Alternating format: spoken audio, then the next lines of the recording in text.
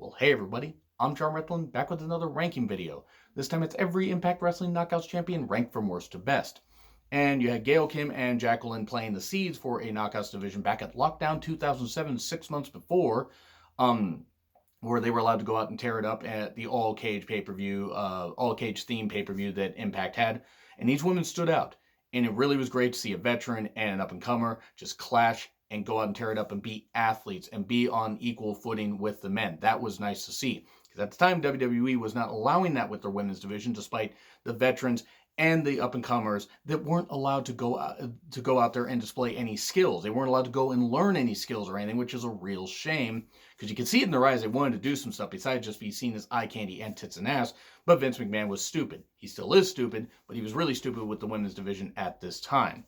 So that's a shame. So Impact Wrestling decided to pounce on this and create a Knockouts division. And at Bound for Glory 2007, Gail Kim was crowned as the first ever champion. And from there, with the help of Dutch Mantel for about a year and a half after that, they had some great matches, some great feuds. And there's been mountains and valleys since, as you're going to get with any championship and any company.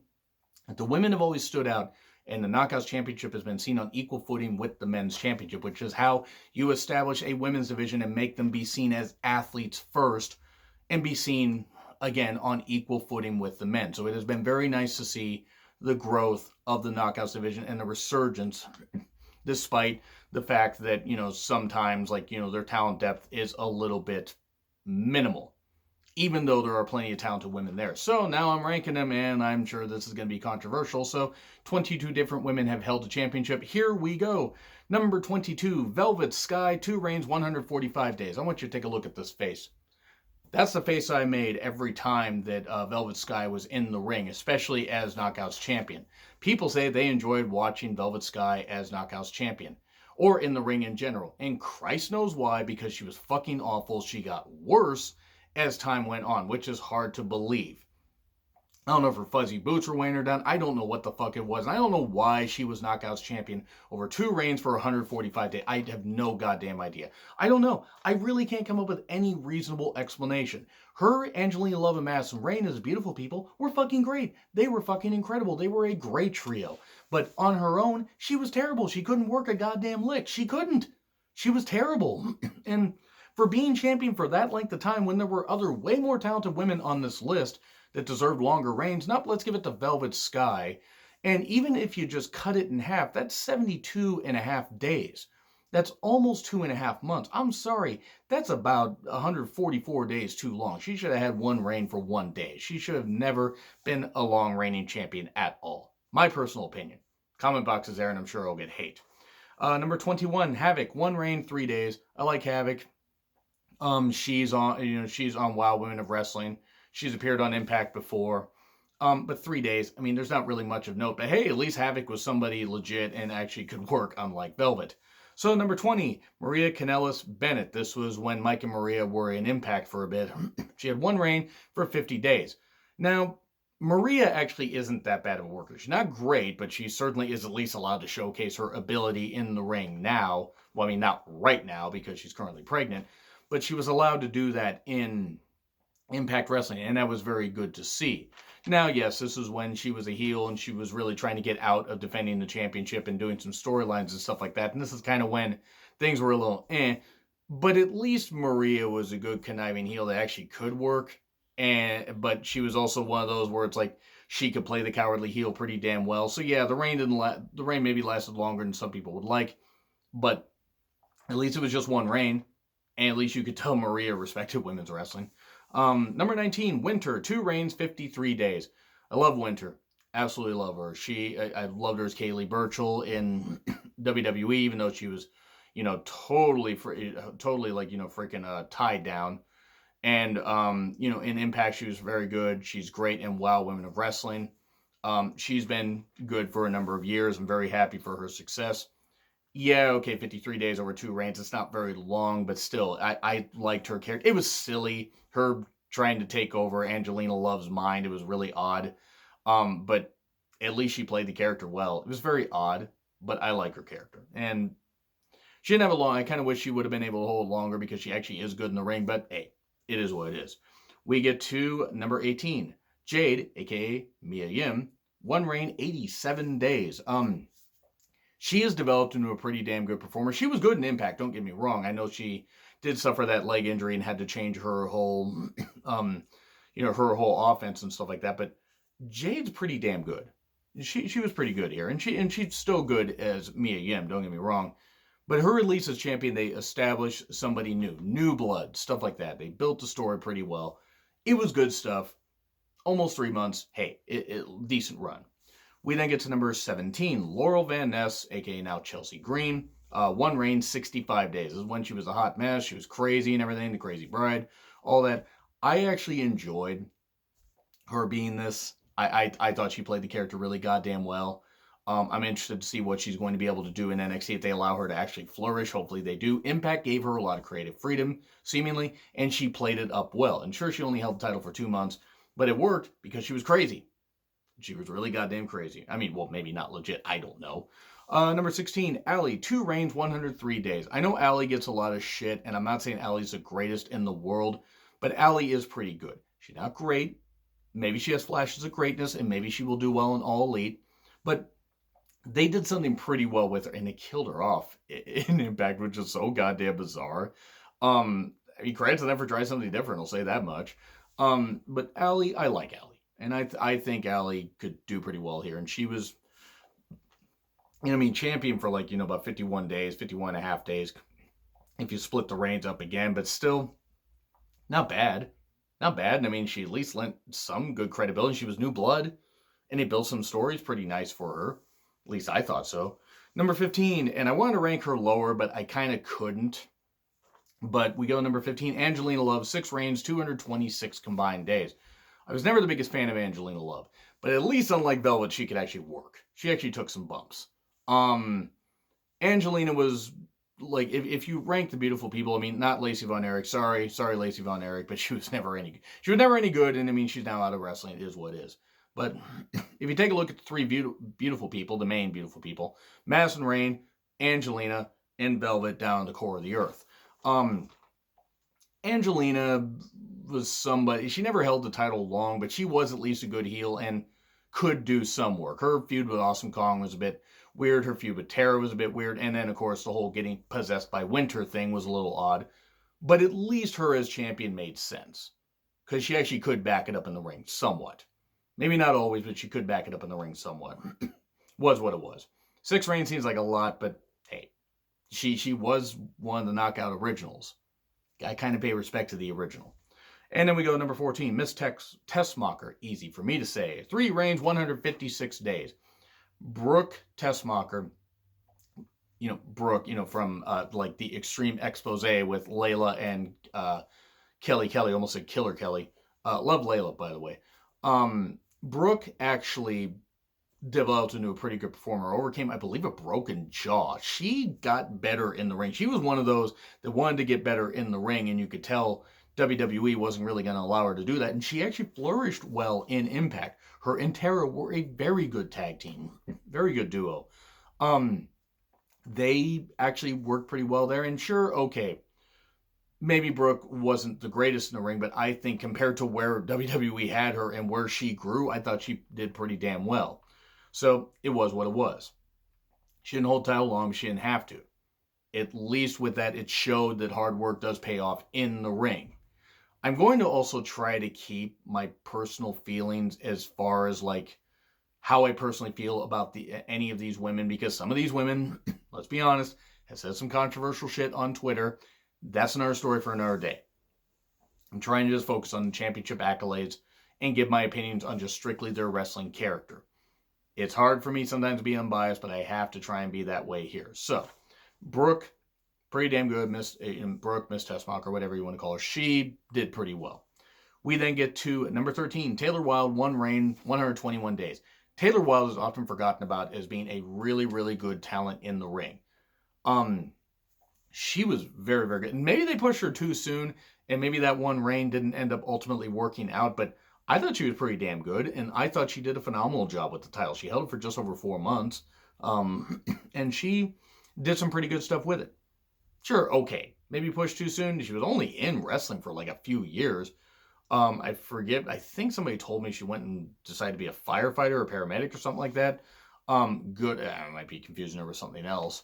Because I know Davey Richards became a firefighter or a paramedic, but still, Taylor Wilde is really, really good, really, really good, and I was happy to see a newer talent come up, do some good shit, and yeah, it didn't last long, but still, it was nice.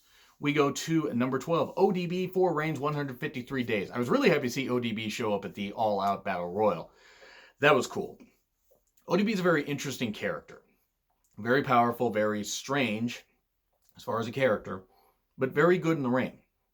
Strong, powerful, has the character work down. Yeah, she was never champion long. Like, if you break it down, like, a lot of her reigns really weren't all that long.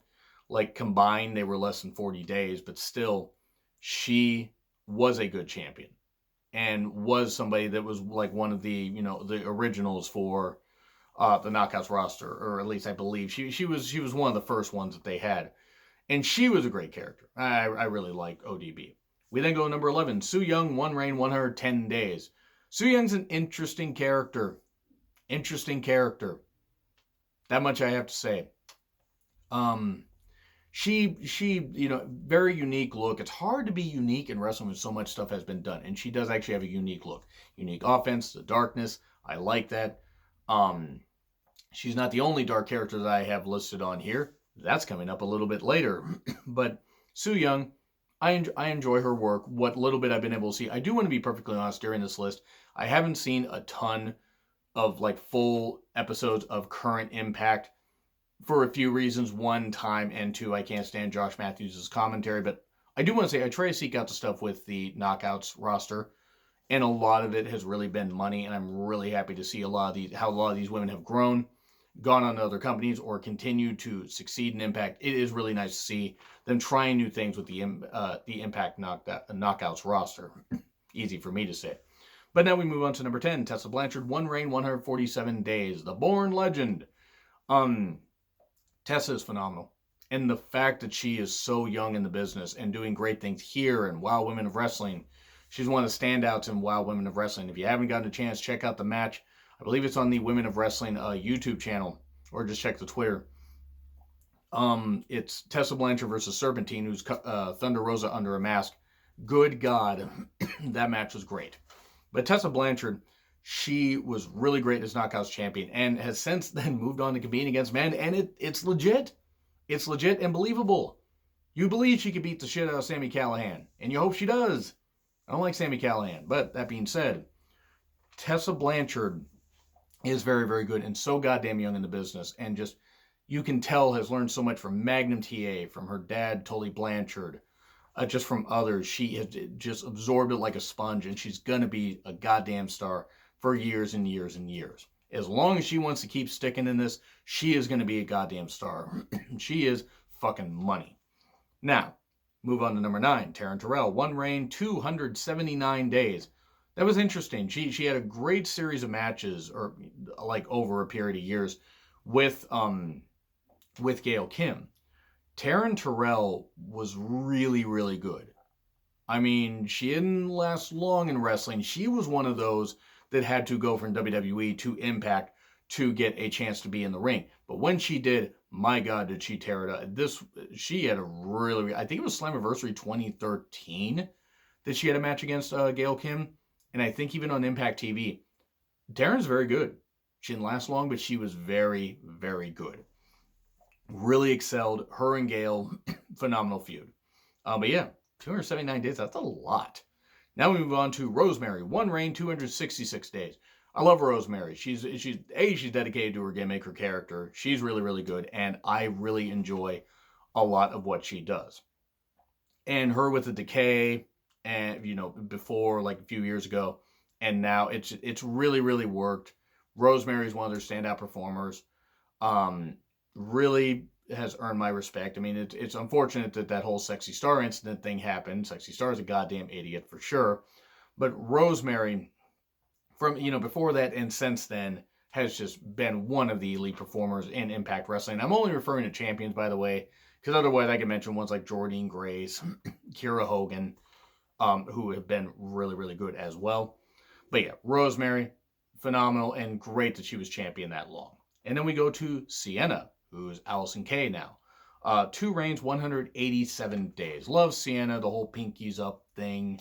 Well, I mean, I think, yeah, that's how she does it. I believe. If she didn't, I apologize. I'm trying to remember everything in my head about this, but Sienna, I really like Sienna. I'm glad that she's succeeding outside of Impact. She did well there. Really was, strong, statuesque, very powerful, good in the ring, legit as a champion. Very, very happy that she got to have success there, and really was one of the standouts with the Knockouts division for the time she was there.